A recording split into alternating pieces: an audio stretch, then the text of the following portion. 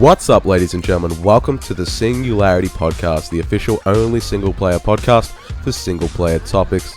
I'm your host, Scott-Brown, but I'm not alone, of course, in this endeavor, as me talking to myself for a couple hours would be quite boring. I'm also joined by another member of the only single-player staff, Alexis Timari. How you doing? Hey, how you doing? I am lovely. Thank you for asking.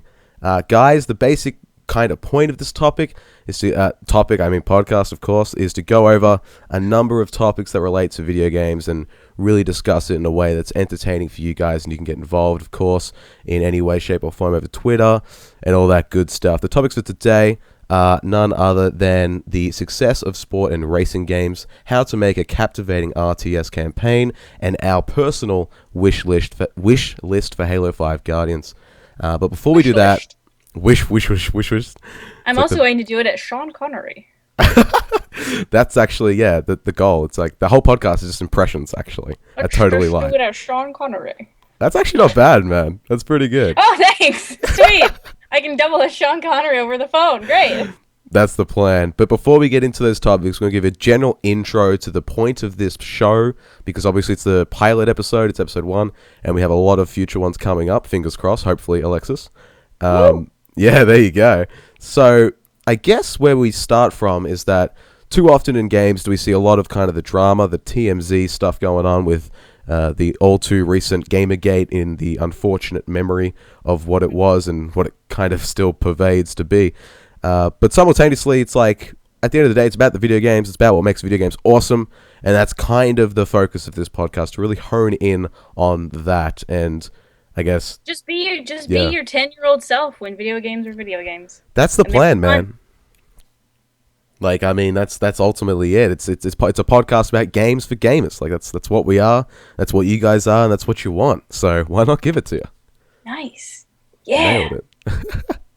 And yeah, for the most part, we're not going to be talking about current events or the news, but essentially because that mostly kind of, sometimes, not all the time, of course, news is obviously relevant to you guys and helping us make educated decisions and furthering the gaming space. But simultaneously, I feel like it does kind of sometimes distract from the discussion of why gaming is great and really awesome. I don't know. What do you think about that? Oh, I absolutely agree. You know, when you shut yourself off to everything that's going on, ignorance is bliss, right? There you go. They could have just summed it up there. I didn't need to give that whole spiel. I think it was great. I think what you did was awesome. Thank you. You made it a little more interesting. I try. Gave it a little punchline at the end. A little bit of zest. Awesome.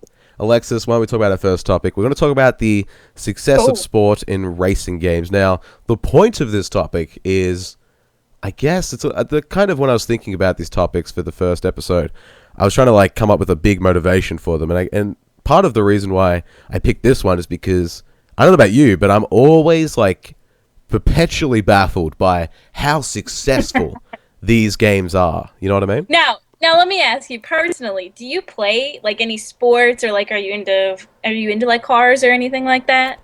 To an extent, I definitely enjoy playing sport a lot more than I enjoy watching sport. I'll happily admit to that. So what do you play? I play a lot of basketball. Especially back in the day. Okay. But I feel like, especially with sport games and racing games to an extent, I feel like racing games, the genre tends to be a little more diverse than you would think.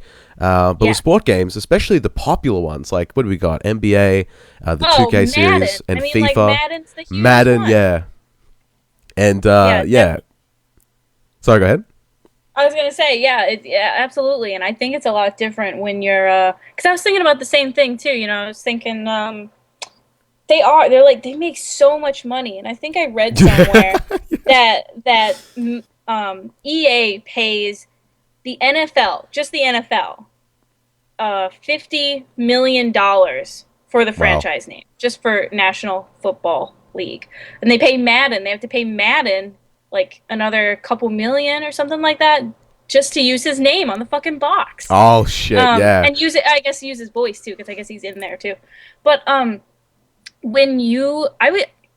would kind of characterize it as, it's like a different type of gamer, because I know this whole other sect of friends that I have that only play sport games. You know, they only play, NBA, they only play NFL. I mean, FIFA I know is big for like people over for you guys and like over in England too, but soccer really doesn't hit here in the US. Football, I guess. But it's really like those are the people who are totally into sports everywhere else in their life, and throwing in that they're, millennials. Video games are the only other outlet that they have to they just round out their entertainment. Yeah, I totally agree, but part of me, it just finds it so difficult to rationalize that. You know what I mean? Like, I look at some of these statistics. NBA 2K15 sold 5.5 million copies, as of February this year. 2K14 sold 7 million. Gran Turismo 5 was the best-selling exclusive on PS3, outsold The Last of Us with 10 million. Oh, yeah. It's like, that's crazy, man. That's insane. Like, those are literally groundbreaking numbers, like unprecedented, and it's hard for me, someone who definitely scoffs at that, like those games, to ignore that, especially since I am all about trying to further gaming and really show to people that aren't necessarily as enlightened that it is such a beautiful medium for storytelling, and it's the pen, in my opinion, the ultimate platform. Maybe that's why you're so mad at it. Well, let me be clear. All you have to do is drive around a track, or you have to play the sport. Let me be clear, though. They don't have to change anything. They don't have to. There's no story. There's no campaign. All you're doing is playing the game. That's true. But let me be clear, though. I'm not like beaming in anger. Yeah, I'm not. Oh, these guys, they're posers. Yeah, no. No, I'm not like furious or anything like that. But the thing is, for me, is that when I think about video games, especially, right, I'm thinking about a medium, and this is why it bothers me. And people always say, "Oh, it's not realistic enough." It's like, well, why would you think it's supposed to be realistic? You've been given the kind of landscape to build whatever you want, and in such a fantastical way. And so, no one in the colonial times would ever expect this kind of stuff to go on. Yeah, exactly, right. And so when I think about the way you do sport games and the way you do racing games, the way you adapt those real things in a video game form, I'm thinking of the actual sport games I played a ton. FIFA Street I used to love, and NFL Street I played a bunch as well. These are games that definitely take the sport, like NFL and soccer, but they adopt it in a way that makes it a game. Like, you do all these, and even NBA Street I think I liked quite a bit as well back in the PS2 sort of era. And it's just a shame that we don't see that anymore, because I feel like that's the best way of doing it. Even like Need for Speed Underground. Oh my god, are you kidding me? That was like the best. Most Wanted was so good. I mean, that's where I started pretty much in gaming with my older brothers, was all in those racing games, and Gran Turismo and Need for Speed were the pinnacle of racing games. They were the cornerstone of where it started. Besides, not counting Mario Kart, that's like a different sect of racing. That's like that's the other side of the spectrum, arcade wise. Yeah. You just don't. When I think of a racing game, I don't kind of count Mario Kart. It's more of like a fun. It's like more of a Super Mario game to me. Yeah. Yeah, for sure. I think there's definitely a space.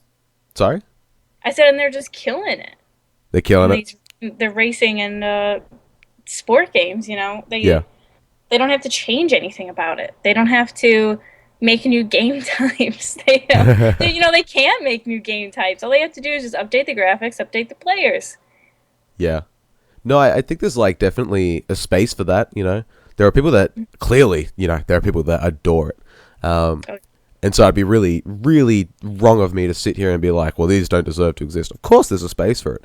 But I guess it's just like the degree and the extent to which they are just so popular. It's like, it's so surprising, especially when you consider the fact that, especially with NBA and FIFA, the only iteration those games ever take is a roster update. Like, it's very unusual. Yes. I'm always continuously surprised, and a little bit kind of intrigued by the way they sort of advertise each new game. It's always I would like propose this to anyone listening. It's always a really nice experiment and kind of thought-provoking exercise to go back and watch the trailer for NBA 2K15, NBA 2K14, NBA 2K13, because what you'll notice is, because they can't advertise that the game is any different, they always like pick a new narrative to spin. Like, I'm totally serious, by the way. For 2K14, it was like, you can have your face in the game.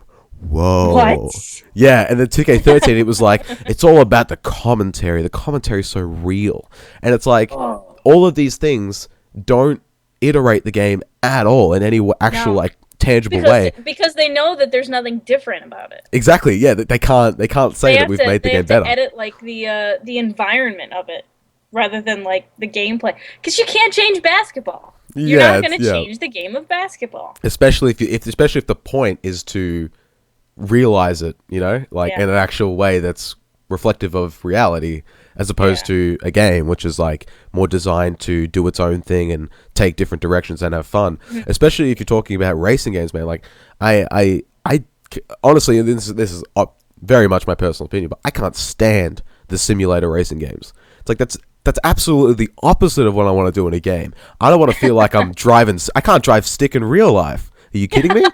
You want to put me in Forza and like driving like, are you? No, that's not happening. Like, it's just. So what you're telling me is you're not using the racing wheel. Definitely not. But you know, I'll throw this at you, right? I don't know if you've played a game that came out very recently and it's getting a lot of attraction, rightfully so, called Rocket League. Oh, I have not played it personally, but yes, I do know that it is very, very popular. To me, that's like, that completely encapsulates what I'm talking about. Like, that game not only combines racing and a light elements of racing with cars, obviously, and sport, but it wasn't just like, we're going to simulate racing with soccer. It's like, no, it's cars with soccer, but it's also insane. Like, you can boost, you can fly, you do flips, and because of the purity of the way the game functions, it's so much fun. And I like, that's what I'm talking. Like, I mean, maybe it's just a different, as you said, different idea of gamer, I guess. Yeah, I was gonna say, to be fair, you know, you're not one of those guys who's really like loyal to a certain sport. You know, you're not loyal to racing. You know, like I said, that's where I started, because I have older brothers who are super into cars to this day.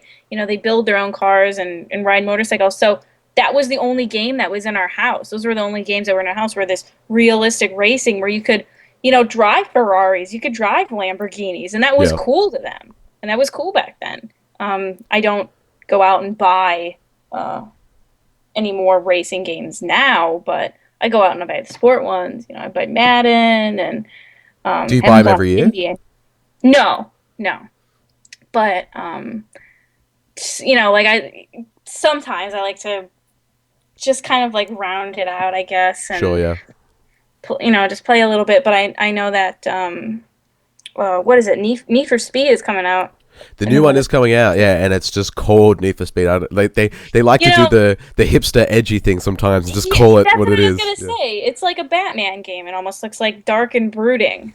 It's really weird. I don't know if you've seen any. Yeah, I don't know if you've seen any trailers of the new one. They're doing this really weird thing where, like, I don't know, maybe it's gonna work somehow, but it looks so disjointed when I watch a trailer. But like, the camera kind of angles from the bottom of the car and like switches when you turn. Yes. Have you noticed that? It's really weird. I saw that when they debuted it. At E3? It's E3, thank you. That's good. I lost words there. Yeah, I saw that when they debuted it, and that's why I was like, God, it's so dark. Like, what's going on here? Am I watching Batman? Am I watching Sing Game? Christopher Nolan's working on this? Yeah. Where is he? Pretty much. No, I mean, again, this could just be a matter of just my my palate is not really rounded to it, but it's just always been, and that's why it's so inexplicable to me, you know? That's the same reason why I'm so confused as to why NFL players get paid so much. You know, they're playing a fucking game. Like, oh, sure, yeah. You know, same thing. You know, these gamers are so loyal to their, you know, Madden titles, to FIFA. People I know buy the games every single year, and you're playing the same game. Yeah.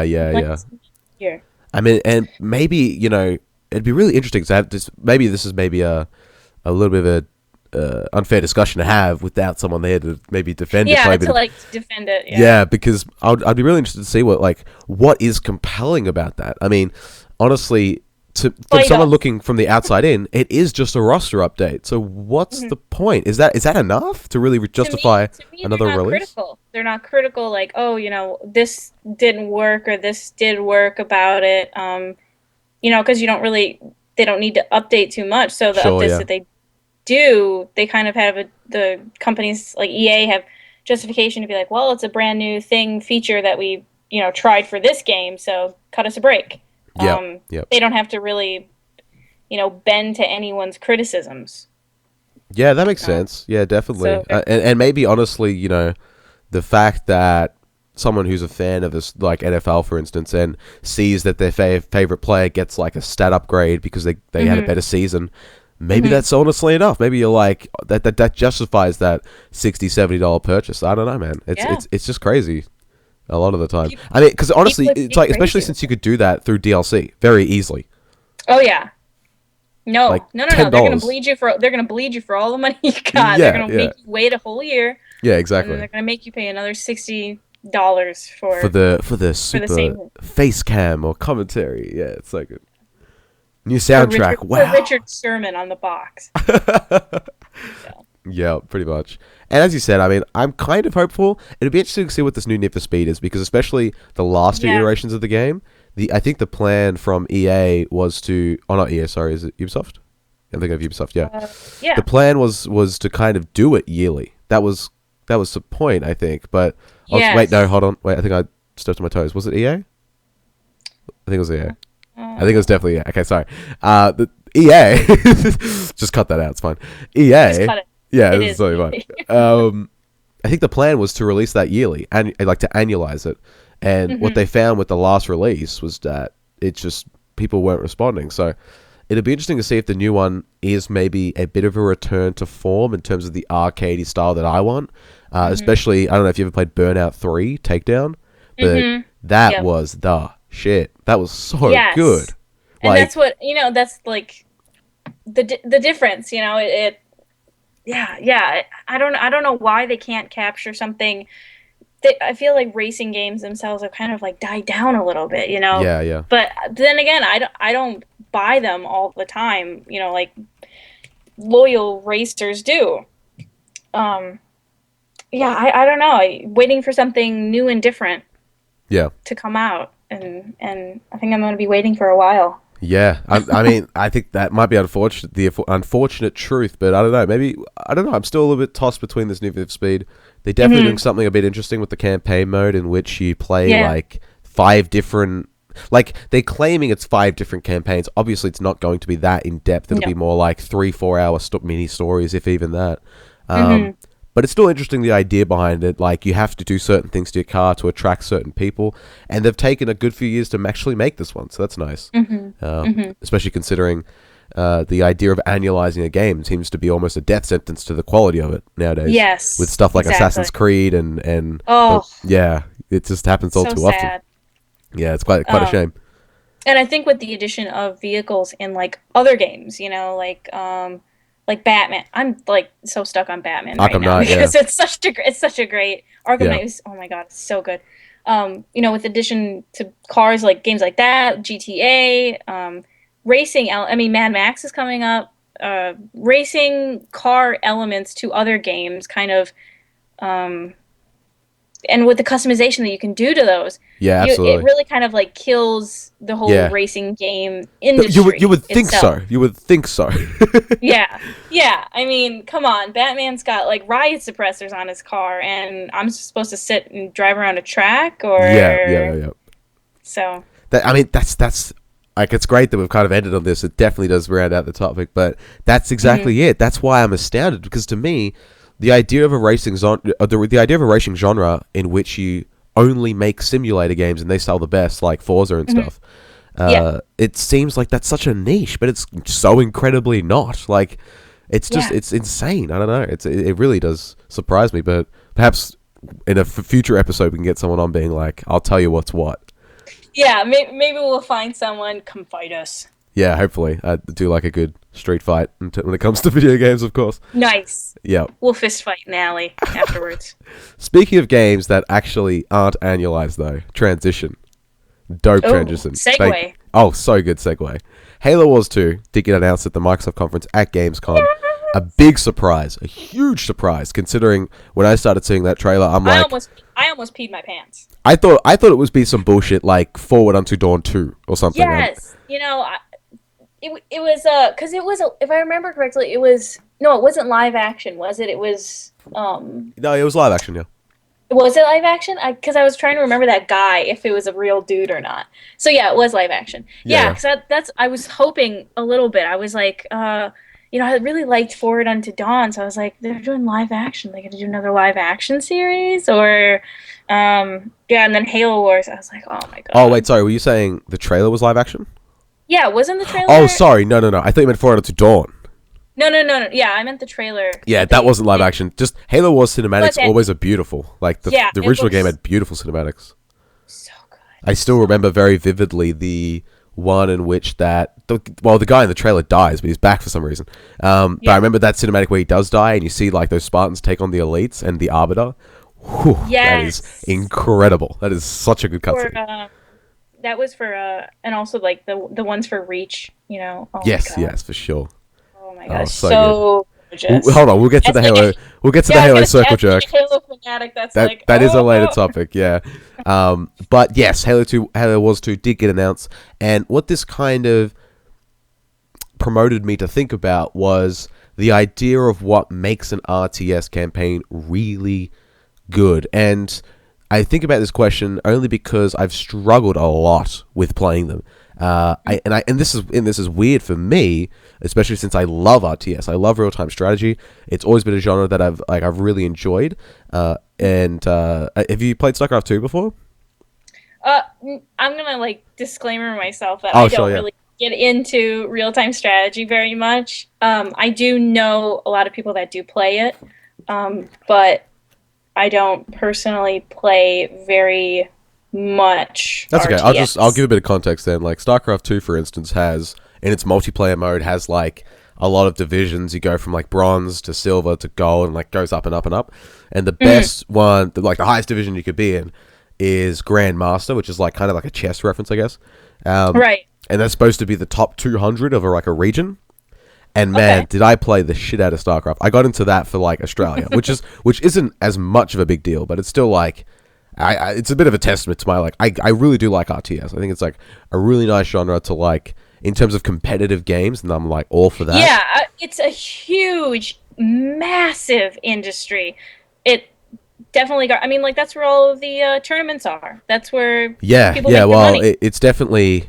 Definitely if you go back 3 or 4 years, that's true. It's definitely shifted more to like the MOBAs now. But what you're saying is definitely true. The StarCraft 2 scene is very much still active. It's definitely dying very slowly, unfortunately. Which is it definitely struck a chord with me because StarCraft 2 is my first love for an esport. But and I played all the StarCraft 2 campaigns. I played the Halo Wars campaign. I played Age of Empires 2, back in the day. In a shout out to my Australian brethren, you would know everyone's played Age of Empires 2 because you get that demo disc on the Nutri-Grain cereal. So good. Of course, right? It's just the best. We used to take that shit to like school in the 3rd grade and just play it all day. And it's like I've even played Command and Conquer.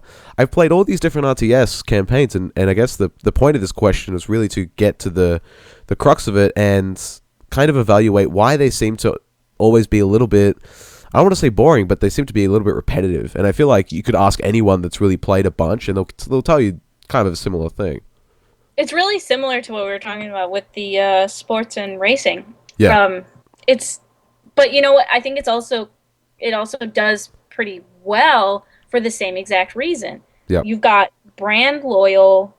Well, I guess not brand loyal. Especially with StarCraft, with the expansions and all that. You've got game loyal players who are always going to love and you're just adding kind of like different names. You're assigning different names to all these different classes of your tanks or whatever you're using in the game. You're just changing those little minute details. And what I was talking to other people about what makes RTS games great and why you keep going back to them.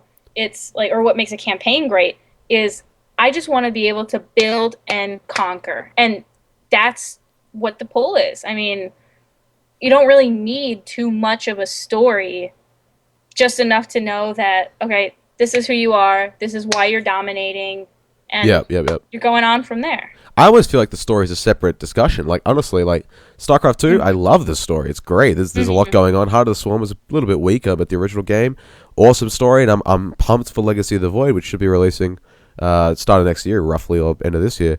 But I feel like it's a separate discussion because it's more about the gameplay, like, especially with the first two StarCraft 2 campaigns. It's just, it seems to almost, except for maybe a select few missions, like, usually the first mission and the starting mission seem to be relatively engaging to get you in, like, really into it. And the last mission tends to be really interesting, and there's usually a nice twist there because it's supposed to be climactic in some sense. But ultimately, I feel like the middle part, that, like, meat in the sandwich that is an RTS game, tends to be almost like a really rinse and repeat type deal. And what you were talking about, this idea where you start off, you get a base, you build a base, you kill the enemy, you're done. Next mission, and I feel like, move on. All right, and then you do it again.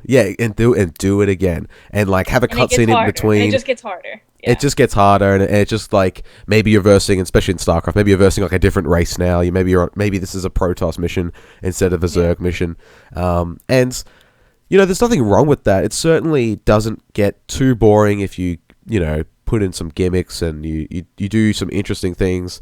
And StarCraft's kind of good at that. There's missions where, for instance, like you build, and this is in the first game, you build in like this lava dome thing, and every 5 minutes, lava just erupts from the ground. If you're not on the high ground, you're dead. You're just dead, like completely. At least it adds a different element. It adds a different element to the gameplay each time. Whereas like tying it back into the sport and racing, you can't really change too many elements because it's a long-standing like football. Like you can't change football, you can't change basketball. Well, I think Sorry. No, go ahead. I was just gonna say, like, I agree with you saying, but then to some degree, I feel like you do need to do a little bit more because, like, I don't know, maybe it's just maybe a personal thing, but I'm so over the kind of just building and killing and building and killing, like that is the core of the game, and I understand that, but like especially with Halo Wars, because Halo Wars had a very unique system in which you didn't really build a base, you just kind of had a base and you built buildings, right? And I think that's because of the story, that to have a different background in like the story versus like because Halo was already like well established when Halo Wars came out.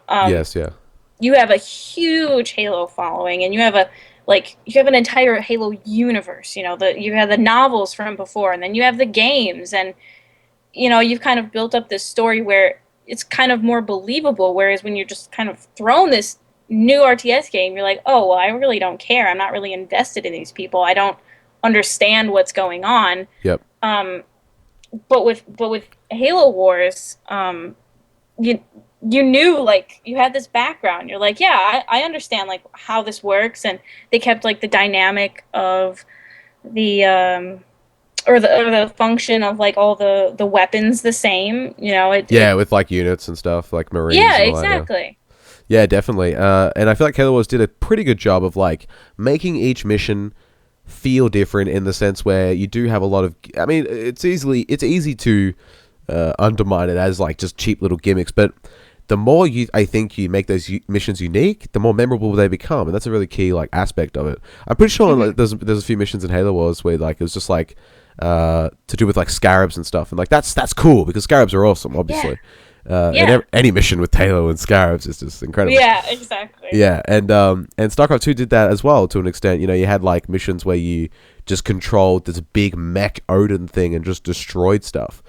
So I do feel like this isn't necessarily like a plea to like improve the whole genre, like a kind of what I was doing with the previous topic, but more to the point, especially with Halo Wars 2 being announced, I definitely want to see more of an effort to be more creative, I think, and just like I guess to spice it up a little. I'm not complaining so much as I am just kind of hopeful that I really want to see that game try a lot of different things, especially in its campaign, because I care about the story and I'll be playing it for the story, but part of me wants to be there for the actual gameplay and be like, wow, this is like super fun. You know what I mean? Yeah, exactly. I mean, that's what you hope for in any RTS, that someone's going to come along with something different and creative and fun and keeps you coming back, that you can play it more than once. It has a replayability of, you know, especially like maybe even if you integrate the story to some extent within missions. I've always kind of been, it's always understandable in the sense of a game, but always been a little bit immersion breaking when you can just like die and lose a mission, but it's fine, just restart. Like, I understand why, obviously, that makes sense, you know, it's a linear story, but maybe the idea that you, lose a mission, but because you are in this all-scale war, you don't lose the war, you know, you move on, things progress, and because you chose to fight in that battle and you lost some resources, maybe you're handicapped the next mission, you know, I don't know. There's just more interesting things I think you can play around with than just, you know, literally every mission being, alright, you're in an area. The same kind of, like, tank battle, build a base, kill them. Yeah, exactly, and it always seems to be the same thing. Move on. Oh, look, there's bigger guys in this next level. Yeah. Exactly, especially since it always seems to be you max out your army and you just can roll over the enemy like pretty easily, unless you're playing on like the hardest difficulties, which sometimes are even unfairly difficult. Like the enemy, especially if you play against like AI in like StarCraft or Warcraft, I don't know if you know, the enemy just gets more money. Like, oh god, yeah, the computers just get more money because fuck you. Like that's the thing. Jesus. Yeah.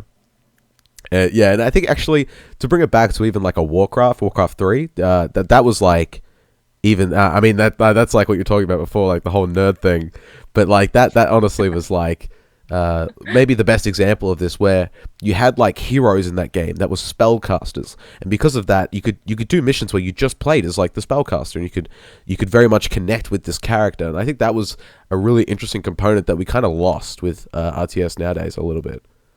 Unfortunately. But I don't know, I mean, Blizzard actually just recently announced, funnily enough, that Warcraft 4 is on the horizon, hopefully coming after Legacy of the Void. Please, oof, that'll be amazing. Are you kidding me? That would be so good. You guys are fucking nerds. Yeah, if that's what being a nerd is, man, I'll embrace that. You'll take it all day long. I'll consume it all up. Hopefully at BlizzCon, that's what I'm hoping for. Warcraft 4, man, oof, so good. And maybe some, what's the new game called again? The shit, forgot. The new shooter one, the shooter MOBA thing that they got coming out. You know what I'm talking about? Overwatch. There you go. Sorry. Oh, okay. Yeah. You know what I'm talking about? Yeah. Because I'm pretty excited for that too. Have you seen any gameplay of that? No, I didn't catch that one. Okay, it actually looks pretty good. It's like MOBA combined with like first person stuff, you know? Oh, so it's not just like, because I don't know if you've tried MOBAs and stuff like that. Yeah, well, actually, really? Wait, have you never played League of Legends at all? No, actually, that kind of blows my mind. I've never touched it in my life. That actually is surprising. An element of being a gamer, you know, like I make fun of it. I make, oh, you guys are such nerds and blah blah blah, but I feel like I'm not well-rounded because I don't get into those kinds of games. I mean... Well, just League of Legends in particular, because that is the most popular game on the planet. Like, I would think everyone's touched it, at least to some extent, you know? You know, I think maybe I've got, like, a sour taste in my mouth because the people that I would play games with, like, growing up and stuff like that, they would be like, when you play League of Legends, you're like, you always run into... I seem to always run into the people that were only League of Legends players. Yes, that's absolutely accurate. Yeah, and it just kind of like, it just made me like roll my eyes and be like, okay, yeah, let's move on. Like, can we talk about something else? Can we play another game? Like, I'm not going to sit here and play League of Legends with you. Yeah. Do I feel like I'm missing out? Yes. So I apologize to anyone who's listening who's like, oh, she's just a dumb bitch. She doesn't know she doesn't know what she's talking about. That's true. You're absolutely right, and I apologize profusely. I don't mean to talk down to you look, guys. It's fine. I'll say it if you want. I hate League of Legends. It's crap. I mean, I've played the game for thousands of hours, and I think it's crap. I think it's the worst. But that's only because I played it so much. So I'm not really missing anything, right? Yeah. See, I mean, in terms of a MOBA. I mean, well, okay, I can't talk because my current binge is Dota 2, so I'm like on the other. I'm on the other team, but the whole MOBA sphere in general is definitely one that is so dominated. It dominates every aspect of gaming at the moment, and you're absolutely right when you say that there's such a thing as someone who doesn't play games. They play League of Legends. They play Dota. They don't play games so much as they just play. And they don't do anything else. You know, it's like Dungeons and Dragons back in the day. I mean, like it's still around Dungeons and Dragons, but like I feel like it's not like a huge thing. They just have like such a following that. Yeah. Whereas I like to like kind of like sample from a bunch of different things, and RTS is just one that I just never really like got a hold of. I don't know why. I don't know what it is. Someone help me. Someone save me. Someone show me the RTS way. Yeah. Totally. Yeah, no, I definitely agree. Like League of Legends especially, in terms of the MOBA sphere, like there's so many of them. League of Legends is just so big though. It's so huge. And I remember it's funny, I went through high school starting off in year 7, year 8, which is like, oh god, what year would that be? That'll be like 2008 or 2009. And literally being like, I was the guy that played League of Legends at my school. Then 2 years later, we had a friendship group to play League of Legends. Then a year later, the entire school played League. Like it was a thing. Like it was because it's like Pokemon, it just consumes a whole group. Absolutely. Like because I was literally playing that game in the beta. I was there I was in the trenches, man. So like I originally played. You know how Dota started off as a Warcraft 3 mod. Okay. Yeah, basically Warcraft 3, which came out ages ago, started off as a Dota. The idea of what a MOBA is, that like style was made by a guy called IceFrog, and he just made a mod for Warcraft 3 in which he made all these like he took the like models of characters and then gave them abilities and then just put 3 lanes and a bunch of minions. He's like, okay, go play. And then that League of Legends basically, I mean, kind of just copied that completely and made it its own client. And maybe it's the most genius thing anyone has ever done because, of course, Riot are the biggest gaming things ever. So maybe it was and esports for League of Legends is just so phenomenally huge with, and even Dota 2 with the International 5 just wrapping up, with how much? What was the prize pool? Like 7 million or something ridiculous. And you know what's so funny is I was watching ESPN. Yes. I was watching Sports. Okay, I was watching Sports Center, and they covered it, and they were like totally making fun. They're like, "Oh yeah, and these kids they were playing, and look at this team won, yeah, esports." And then they're like, "How much did they win? $7 million." Yeah, and they were pretty just like much floored. But then also the guy went on to talk about he made like his own console, like Xbox Nintendo or something like that. And I was like, oh my god, these fucking people, why are they even trying to cover games? Oh yeah, it's just stick to what you know, ESPN. It is quite cute. It's like watching like kindergartens trying to report the news. Like it's a really nice kind of moment, especially knowing what you're talking about. These guys won the games. yeah. Now on to sports. Pretty much, Tom Brady. And they always it's funny, it's like they always report it from the point of view that like, I mean, a lot of people get really angry about it. I don't have the time or care to be angry about it, but I always think it's funny that they report it from the point of view. It's like, these guys made millions, like the team that won are millionaires from sitting in their computer chairs, implying that they do nothing at all. Like they're such assholes when it comes to like, why even cover it if you're gonna be like, oh yeah, look at these fucking weirdos, nerds. Probably haven't been outside in like 10 years. Which is true. They won money, congratulations. Yeah, which is true. They probably haven't, but they've been fucking working. Well, I'm not talking realistic here. I'm talking the way that they portray the news. Exactly, yeah. Nah, totally. So RTSs, to round that topic out real quick before we transition, I will just be hopeful that Halo Wars 2 definitely has a more diverse campaign, is more creative in the way it presents its campaign. That would be really nice because as you said, I'm totally with you. I'm there for the story. I'm there to see what's going on. I'm there for the badass cinematics. But at the end of the day, it would be nice to play the campaign and have that really resonate. Be like, wow, that was like really good. Have it be worth your money, And yeah. That's what you hope for in any video game, I guess. But absolutely. But in terms of like something with Halo in particular and how huge of a Halo fan I am, I just hope that they don't completely bosh the series. Looking at you, 343. We're looking at you. Perfect segue to our next topic and our final topic for today. Ladies and gentlemen, we're about to give you our wish list for Halo 5 Guardians. Now, we were talking about this before the show, and for full disclosure, let's be perfectly clear here. Me and Alexis have actually not talked for today. At least, obviously, we've talked like through text and we've set up the show and all that. But in terms of actually, voice to voice, as you do on Skype, we haven't actually conversed, and it was so nice to find a fellow Halo fan patiently awaiting. I think you Halo mean Halo fanatic. Yes, accurate.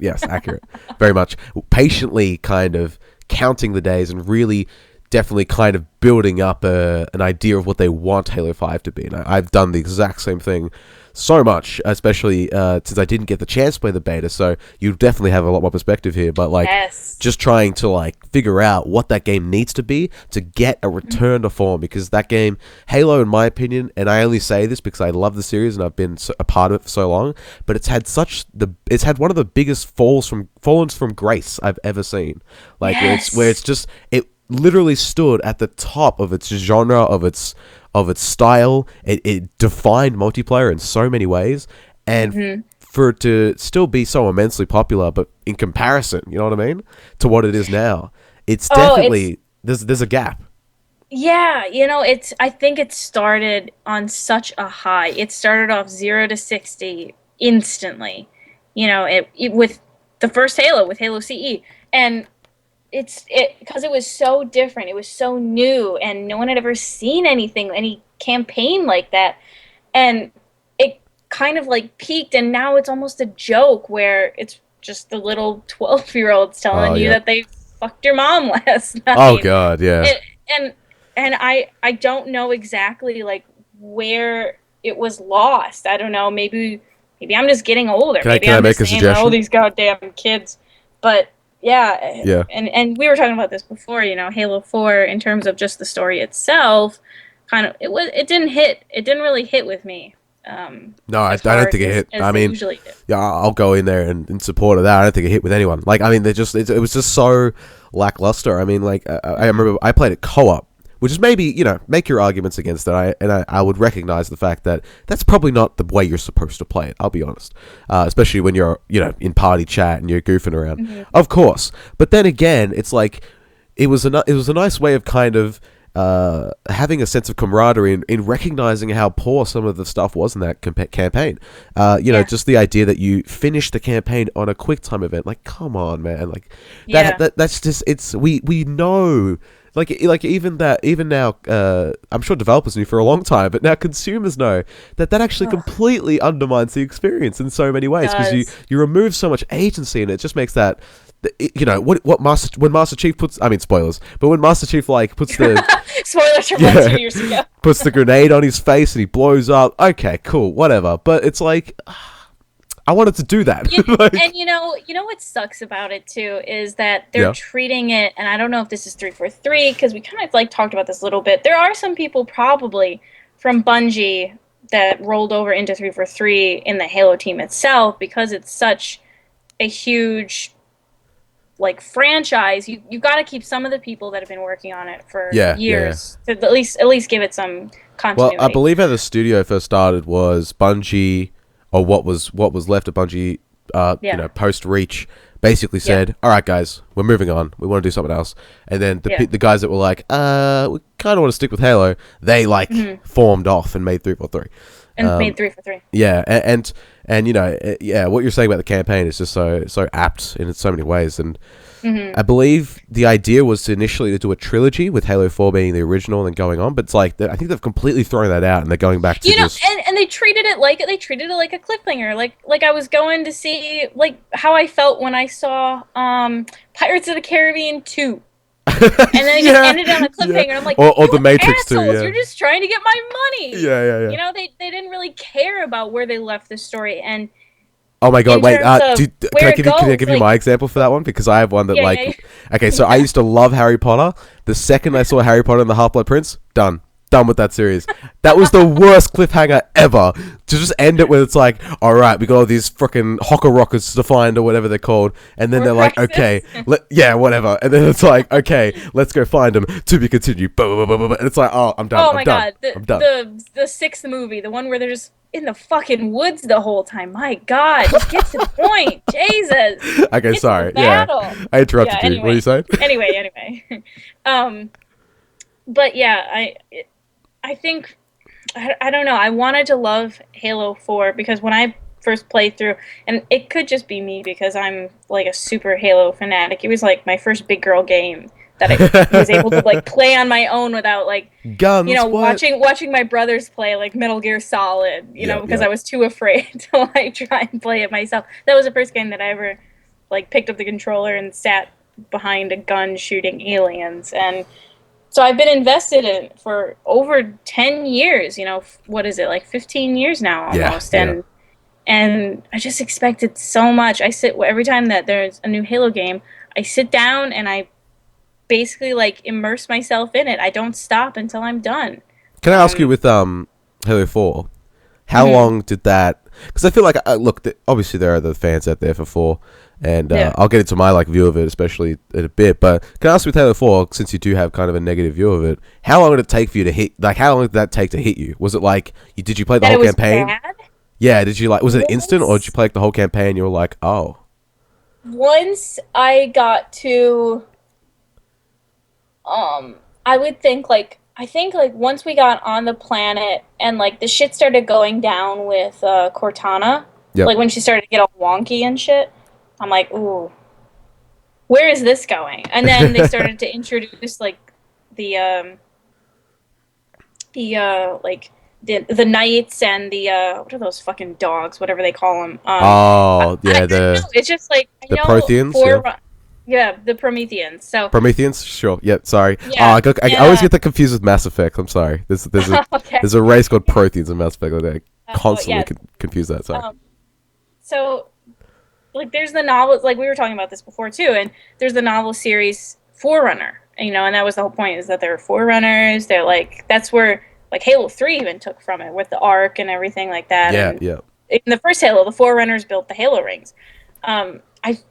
They just didn't pay homage to what the story itself, like, how the Forerunners, like, how important the Forerunners are to the story. They could have done so much for it, and there's probably people that are sitting out there that are like, well, like, did you watch the waypoints? Like, did you watch the background? Yeah.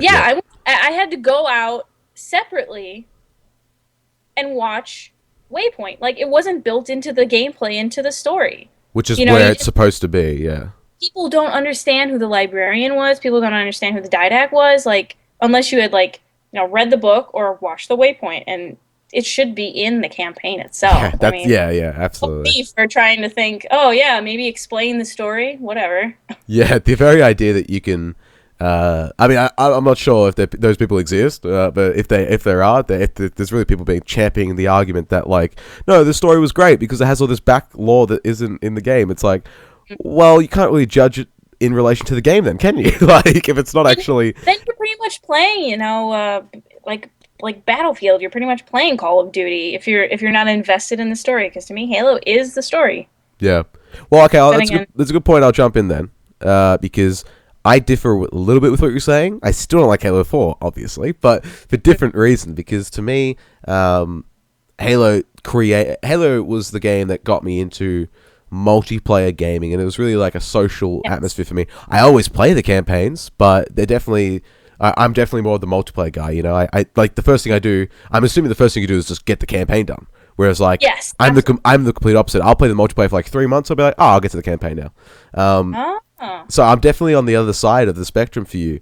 But I would definitely say that Halo 4 was just still not really there for me, and it's because, and I said this about the game when it came out, and it's because I've talked about this with my friends a lot, and they, especially friends that like played with me day one, and they very much took the approach that Halo 4 was a bad game. They're like, Halo 4 is just a bad game, and I really took issue with that, because it wasn't that Halo 4 was a bad game, it just wasn't a good Halo game. Like, if you called Halo 4 sci-fi shooty Cyborg Sci-fi shooty. Yes, like then I would reference it. I'd be like, yeah, remember the multiplayer for Cyborg shooter game? That was great. Yeah. But it's not. You put Halo on the title, so I have to judge it as a Halo game. That name has some soul to it. It has an identity that you can't make, like, you can't compromise it. And even though I don't think they did, like, knowingly, they definitely did. It's as simple as that. Like, yeah. And a couple of, like, real strong points that I have against that, is, like, in the multiplayer, like, they made weapons on map no longer static, so you would get, like, drops on the map. So instead of a rocket launcher spawning on the left wing of the pit at 2 minutes, it could be a needler, or it could be a pistol, or it could be anything. Like, you don't know.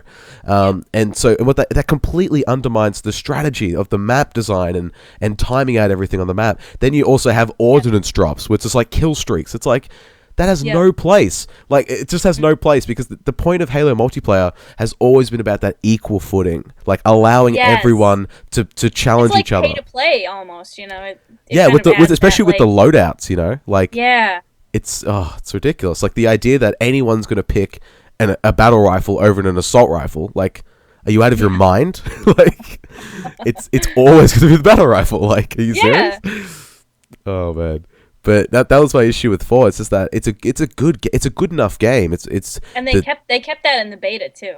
The ordnance. For Halo 5? Mm-hmm. Oh, okay. If I remember. Interesting. If I remember in the beta. But yeah, they had the different game types, which was pretty cool. Which was like they had one. Oh God! Now I'm drawing a blank again. I think one was the trench or something. Yeah, trench, and it was the game type was, oh Jesus, I don't remember, whatever, and it was like your team, and once you die, and it's like the best of 5, whichever team wins, the best of 5. Yeah. And that was fun and different, like it brought something different, but there was more there's static in the weapons. On the weapons drops and all that, yeah. Yes. Are you talking about Breakout, by the way? Is that the game type? Breakout. Yes, Breakout. That's what it was. Thank you. Yes. I don't know why I couldn't think of it. But yeah, I think maybe they kind of learn. I don't know if that's going to be like a thing, or if they like learn from their mistakes, Well, according to my sources that did play the beta, I have like one friend who's sources. my undisclosed sources. I have one friend that's like religiously follows this shit. So, and he assures me that like they're back to static weapons. Yes. And that's really good. That I like that. That really reassures me, because again, it's as I said, it's about that equal. It's footing. like running for the dodgeball when you're playing dodgeball. When you're a kid, once that whistle blows. Oh my God, I'm going for the sword. Here I go. Exactly. Yeah. Exactly. It's about really understanding that. That was the entire integrity of a lot of Halo multiplayer, and so it just kind of ruined it. That was not really perfectly ideal. And so okay, let's move on to Halo 5 Guardians then. Like, talk about that specifically, because obviously we both have kind of a problem with Halo 4 in terms of not really being a true Halo series. So, what do we need for Halo 5 for the campaign, if you want to talk to that? What do you need from that to really return that to what you want it to be? Get a nice return to form. Less QuickTime events. Yes, please. Please, less QuickTime events. Put in a cutscene. I don't care. Let's see. What else? Don't fuck it up. Pretty general, but still accurate. Yeah. So, from what they kind of teased us with the whole, seek the truth or find the truth, whatever their campaign was for, promoting the campaign of Halo 5. Yeah, it was something like that. Yeah. Yeah, with the whole, it was different. It's like either Master Chief was the winner, or Master Chief was like the loser. Spartan Locke, yeah. Yeah. I'm afraid that they're going to make Master Chief the bad guy. Yeah. And I've got such a hard-on for Master Chief that I don't want that to happen. Yeah. So personally, I would love to see... I mean, like, if it's going to make for a dynamic thing, I just don't want them to kill off the series. And that's what I'm afraid they're going to do. Because then, what am I going to do with my life? I'm not going to have anything left to do. I'm not going to have any games to be excited for. Pretty no much. more Halo games. But, so... I'm not really sure how they're going to work in, if they're going to go with where they left it on the cliffhanger with the Didact, with the Forerunners in Halo 4, if this is completely separate, or, I mean, if that's going to be somehow worked into there. Yeah. I don't want it to be like a soap opera where they layer, this story upon this story, like, and it's all like somehow tied together. Yeah. Make it more fluid, make it more organic story than. Then like the whole idea of disjointing them through waypoints. I'm scared. Yeah. What about like Arbiter? Because he's definitely coming back in this one. And was that a factor in 4? You think to kind of diminish your enjoyment of that? Because he's obviously I think so. I was used to Keith David and his sultry voice. Oh, Am I right? Yeah, absolutely. He really added like the different. Yeah, I don't know. I'm trying to think like if that really like made it dynamic, because you've been playing the Arbiter in Halo 2, Halo 3, but then you lost that ability in Reach, but you got it back in ODST, because you got to play as different ODST soldiers. The whole squad, yeah. Yeah. So I don't know if that's an element that makes it like kind of fun and dynamic. I guess it's good for a storytelling element, because then it kind of like says, okay, well, also this is going on at the same time, concurrently. So I don't know if he's going to be a playable character. That would be cool, to go back and be the Arbiter who has been in control of the Covenant for however many years. What, 7, 8 years? Yeah, something like that. Something like that. That's fair enough, man. Yeah. No, I mean, I'm kind of the same. What are you looking for in the multiplayer? Yeah, for the multiplayer specifically, it's more of just, as I said, the antithesis of what I was describing with 4. Yeah. It's the idea that, part of what bothers me so far is a lot of people are looking at Halo 5, especially people. Okay, the part that bothers me is that a lot of these people aren't Halo fans. They don't actually know what Halo is about, and they look at the trailers and they look at the beta footage and like, that's not Halo. There's Sprint. Okay, that's great, but I mean, Spartans run. If you truly think that Sprint and the thruster packs and the zooming of your gun, if you actually do think that ruins Halo and compromises the series' identity, you kind of don't really understand what made Halo so good. And it's as I said, it's about the equal footing. It's about having everyone on the same team use strategies that are embedded in the map to like function and fight, and just adding sprint and thrusters don't kind of change that. I definitely agree. It speeds up the pace, and it definitely influences the rhythm, and a lot of things are going to be changed about the series that I'm interested to play and find out. But when I see that, I don't just scoff at it. I'm just like, ugh. It's like Call of Duty Advanced Warfare now, because Advanced Warfare has jetpacks, so somehow they're similar. Yeah. It's just like, I don't really understand that, because to me, Halo is just about that competitive multiplayer that is like, the ultimate competitive multiplayer where you don't have these loadouts, and it really is about kind of just equal footing. And I don't think just like, it's this idea, I think, that like Halo 3 and Halo 2 just was perfect. And I agree. I loved it. It was the Halo 3 multiplayer and the Halo 2 multiplayer was phenomenal. And I think it was superlative for its time. Yes. But the idea that you can't improve it in any way by speeding up the pace or by trying new things is a little bit silly. It's just with Halo 4, they tried to improve it while ruining the kind of integrity of it. And with Halo 5... Yeah, exactly. And with Halo 5, I just want them to do that without doing that. You know what I mean? Yeah, you want it to be different, but still have like the best elements. Maybe that's what they need to do. They need to ask their community, what are the best elements of Halo multiplayer, and we'll keep them. And to their credit, I constantly see feedback from 343 and like the Halo Twitter account. From for example, with the current like build of the game, a lot of people are saying that shotgun is bullshit, and they're like, okay, we reduced the range in the shotgun. It's like, well, okay, that's good. It's like, that's really nice that they're listening to this feedback, and that's kind of, again, you can call 343 what you will for what they did with Anniversary, because I do feel like you can call them a lot of things, but at the end of the day, if they are making like kind of these tangible steps to improve the game and really appease their community, there's not much to negative you can say about that, you know? Mm-hmm. Especially when it comes to the absolutely. campaign and all that. Yeah.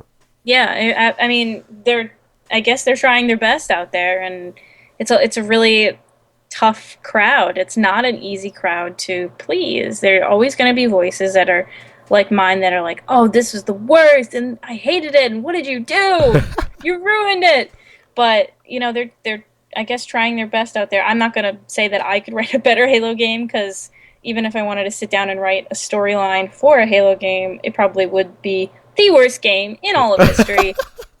But I'd like to think that they've got at least the best, interests at heart in their community. Yeah, maybe you can say that. Maybe you can't say that about Anniversary, but maybe you can say that about Halo 5. Well, Anniversary was different. That was more of like let's make some money here. Yeah, let's get that cash money. Oh yeah, pretty much, yeah. But yeah, I think ultimately what this kind of topic culminates in terms of our wish list is just really get a nice return to form, because as we started this kind of discussion, it was just Halo was the game, and it's so interesting to see that kind of. Again, it's so popular. I'm not trying to diminish that, but it's almost so small in comparison to what it was, you know? Halo 3 was the best-selling game of all time for the 360 when it came out, and it remained in the top 3 games played of, like, 360 Xbox Live until Reach came out, literally the whole time, like the 3 years. And that's incredible. Halo Reach stayed in there for a year. Halo 4 stayed in there for a month. So it's just such a clear decline. It's really interesting, I think. It's going to be very interesting to see how this is received, especially off of 4, the sad of 4 and the sad of Anniversary. Yeah. They've got a huge turnaround, and they've got to really step up their game.